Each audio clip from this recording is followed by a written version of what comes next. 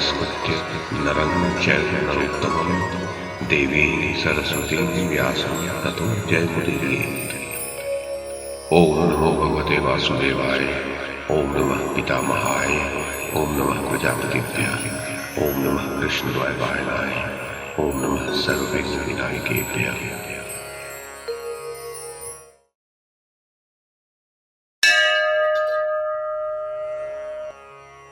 वैशंपायन जी कहते हैं, जन्मेजय, श्री कृष्ण कुंती की परिक्रमा करके एवं उनकी आज्ञा ले दुर्योधन के घर गए। वह घर इंद्र भवन के समान उत्तम शोभा से संपन्न था। उसमें यथास्थान विचित्र आसन सजाकर रखे गए थे। श्री कृष्ण ने उस घर में प्रवेश किया। द्वारपालों ने रोक टोक नहीं की। उस राजभवन की 3 ड्योढ़ियां पार करके श्री कृष्ण प्रासाद पर आरूढ़ हुए।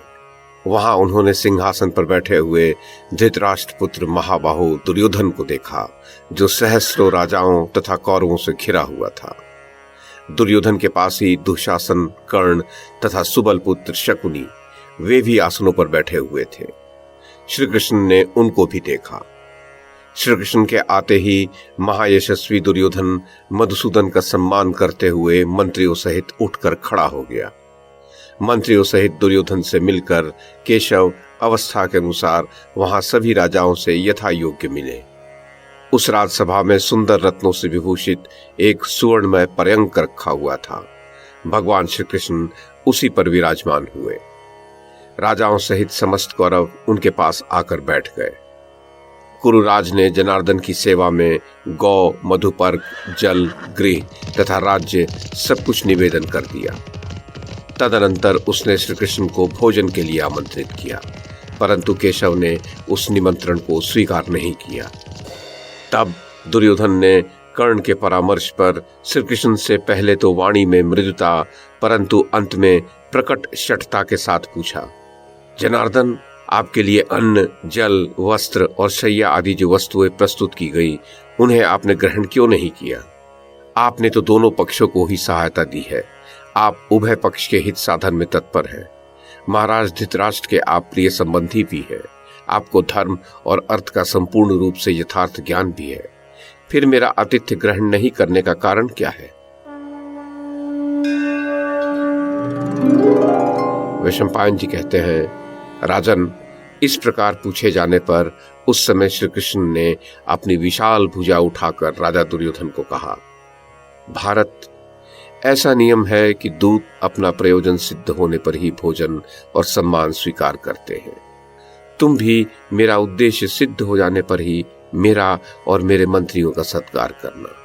ये सुनकर दुर्योधन ने कहा, आपको हम लोगों के साथ ऐसा अनुचित व्यवहार नहीं करना चाहिए।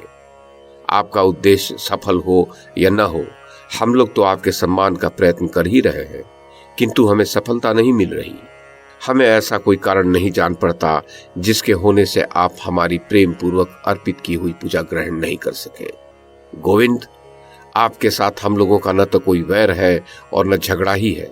इन सब तथ्यों का विचार करके आपको ऐसी बात नहीं कहनी चाहिए।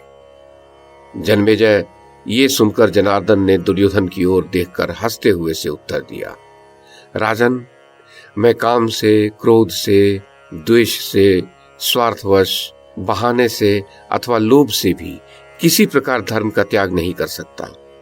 किसी के घर या तो प्रेम के कारण भोजन किया जाता है या आपत्ति पड़ने पर।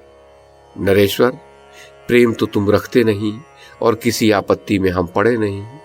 पांडव तुम्हारे भाई ही है। वे अपने प्रेमियों का साथ देने वाले और समस्त सद्गुणों से संपन्न है। तथापि तुम जन्म से ही उनके साथ अकारण ही द्वेष करते रहे हो। बिना कारण ही कुंती पुत्रों के साथ द्वेष रखना तुम्हारे लिए कदापि उचित नहीं है। पांडव सदा अपने धर्म में स्थित रहते हैं, अतः उनके विरुद्ध कौन क्या कह सकता है। जो पांडवों से द्वेष करता है वो मुझसे भी द्वेष करता है, और जो उनके अनुकूल है वह मेरे भी अनुकूल है। तुम मुझे धर्मात्मा पांडवों के साथ एक रूप हुआ ही समझो। जो काम और क्रोध के वशीभूत होकर मोहवश किसी गुणवान पुरुष के साथ विरोध करना चाहता है, उसे पुरुषों में अधम कहा गया है। जो कल्याणमय गुणों से युक्त अपने कुटुंबीजनों को मोह और लोभ की दृष्टि से देखना चाहता है, वह अपने मन और क्रोध को न जीतने वाला पुरुष दीर्घ काल तक राज्य लक्ष्मी का उपभोग नहीं कर सकता। जो अपने मन को प्रिय न लगने वाले गुणवान व्यक्तियों को भी अपने प्रिय व्यवहार द्वारा वश में कर लेता है, वह दीर्घ काल तक यशस्वी बना रहता है। जो द्वेष रखता हो उसका अन्न नहीं खाना चाहिए, द्वेष रखने वाले को खिलाना भी नहीं चाहिए। राजन, तुम पांडवों से द्वेष रखते हो और पांडव मेरे प्राण हैं। तुम्हारा ये सारा भोजन दुर्भावना से दूषित है, अतः मेरे भोजन करने योग्य नहीं है। मेरे लिए तो यहाँ केवल विदुर का ही अन्न खाने योग्य है, यह मेरी निश्चित धारणा है। जन्मेजय, अमरशील दुर्योधन से ऐसा कहकर महाबाहु श्री कृष्ण उसके भव्य भवन से बाहर निकल गए। वहां से निकलकर महामना महाबाहु भगवान वासुदेव ठहरने के लिए महात्मा विदुर के भवन में गए। उस समय द्रोणाचार्य, कृपाचार्य, भीष्म, बाल्लिक तथा अन्य कौरवों ने भी महाबाहु श्री कृष्ण का अनुसरण किया।